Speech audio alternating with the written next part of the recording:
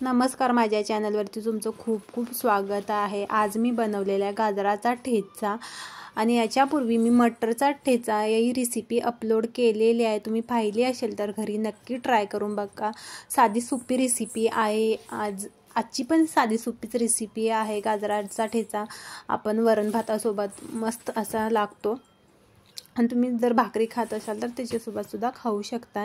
एकदम भन्नाट रेसिपी आहे आणि 5 मिनिटात होणारी ही रेसिपी आहे। आणि आता गाजराचं सीजन सुरू आहे, तर अशी रेसिपी नवीन ट्राय करून पाहायला काय हरकत नाही। त्यासाठी मी काय काय घेतलेलं आहे साहित्य तुम्ही चला बघूया। किसलेलं गाजर घेतलेला आहे एक, तुम्ही छोटे छोटे काप जरी घेतले तरी सुद्धा चालेल। इकडे भाजून घेतलेल्या हिरव्या मिरच्या आहेत, ह्या तिखट आहेत थोड्याशा। लसूण काळ्या घेतलेल्या आहे, जिरं घेतलेलं आहे, मीठ आणि हिंग। जास्त काही साहित्य लागत नाही, 5 मिनिटात होणारी रेसिपी आहे। नक्की घरी ट्राय करून बघा। सगळ्यात अगोदर काय करायचं आहे, गाजर घ्यायचं आहे मिक्सरमध्ये।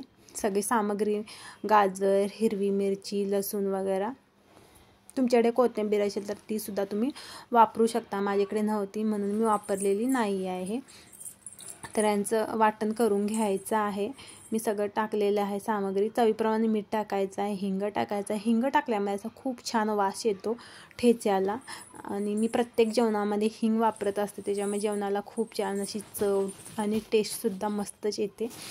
आणि इकडे बघा असा भडबडीत वाटण करून घ्यायचं आहे, मोठं मोठं वाटण करून घ्यायचं आहे। पाण्याचा वापर बिलकुल यामध्ये करायचा नाही, कारण गाजरामध्ये पाण्याचा अंश जास्त असतो, त्याच्यामुळे मी पाणी वगैरे काय वापरलेलं नाही आणि तुम्ही सुद्धा वापरू नका। आणि मस्त असा ठेचा तयार झालेला आहे।